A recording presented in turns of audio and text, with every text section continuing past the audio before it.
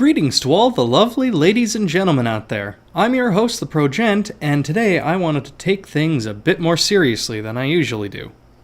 As Halloween rolls around, I find myself going to my favorite horror anime and enjoying a good scare for the season. But the anime I want to talk about today is about horrors more real than anything in Yamishibai or Higurashi. Today, I want to talk about what I consider to be one of the most underrated anime ever made. Now and Then, Here and There.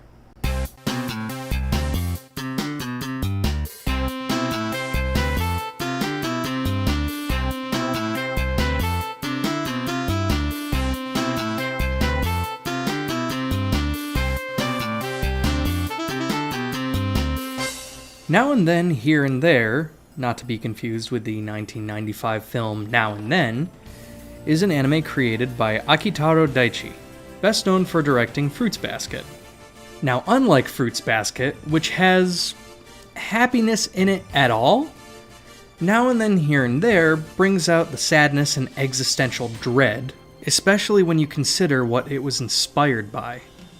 Now, because this show means so much to me, I'm going to split this up into 2 episodes so I can cover everything I want to go over. So today, we'll cover the first half of the series, and next time will be about the latter half. To start us off, let's meet the cast. We have Shu, Lala-Ru, Nabuka, Sarah, Tabul, Boo, Hamdo, Abelia, Sis, Ilamba, and Soon. Now, in most situations, this would be a shonen series where a young boy transports through space and time to a fantastical world, where he befriends a ragtag group of heroes who take him in and teach him so that he may fulfill his destiny as a chosen one or something to that regard. In this series, well, let's just start with episode 1. It's here we meet Shu, a hot-headed kendo enthusiast with an optimistic outlook. On his way home from a kendo match, he sees Lala-Ru, a mysterious girl sitting on a smokestack. He attempts to strike up a conversation when snake robots come out of the aether and attempt to capture her. The two end up being taken to a giant fortress known as Hellywood in the middle of a wasteland. They try to escape capture, but are separated, with Shu winding up in possession of Lala-Ru's pendant in the process. Not long afterwards, we meet Nabuka, a child soldier who attacks Shu and tries to capture him. During the ensuing struggle, Shu loses the pendant, and Nabuka nearly falls off the platform the two are fighting on to his death. Shu saves him, and is rewarded for his generosity by being tied up and taken to Hellywood's psychotic leader, Hamdo. Now, I want to take a short moment to talk about Hamdo, one of the major reasons I refer to Now and Then, Here and There as a horror anime. Hamdo is convincingly portrayed as one of the scariest characters in anime. Not because of any supernatural power, but simply due to his ruthlessness and complete disregard for all life. The best way I can explain is to show you his introduction.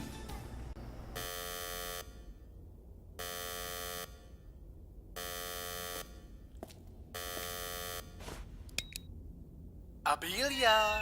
Sir? Did you catch Lala-Ru yet? Yes, sir. What are you waiting for? Bring her to me. Sir, I regret to inform you, the pendant is missing. Missing? You don't have it. The search is underway. We will find it, sir. Uh-oh. This is bad. This is very bad, Abelia. I'm sorry, sir. This is terrible.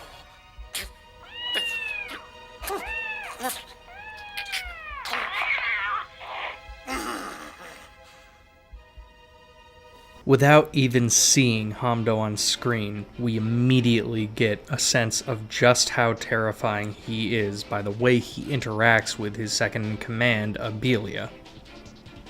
Oh, and you heard that cat in there, right? The obvious sounds of distress followed by silence. Yeah, here's what Hamdo did to the cat. Hamdo shows the horror of humanity throughout the series, from his very first scene to his last.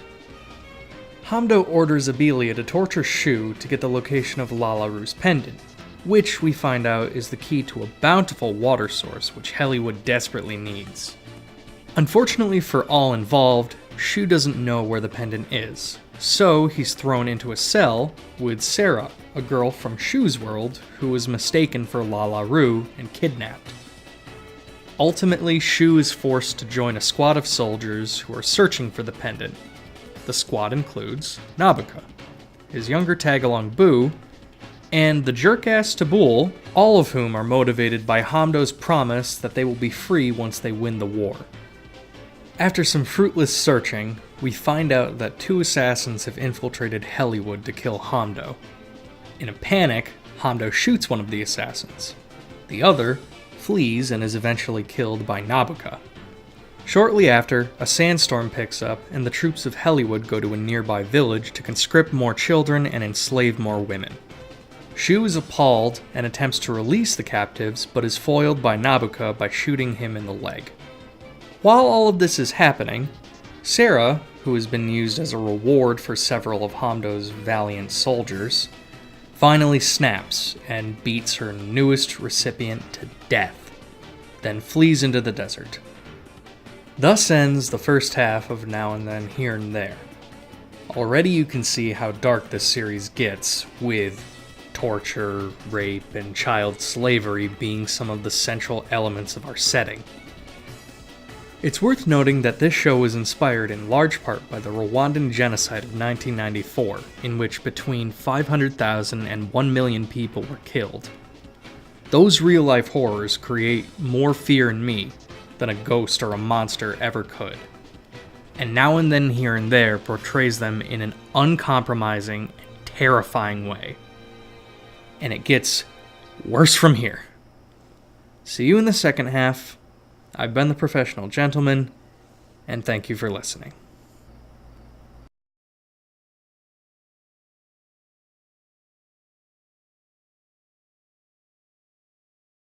Thanks for watching. As always, a thank you to Andy Lita for keeping me looking so fine. Check out his work in the description below. If you enjoyed the show, please click on that thumbs up over there. It helps us out a lot. If you've got suggestions for something I can review in the future, feel free to leave it in the comments below. And of course, subscribe to my channel for future content. Love ya, boy.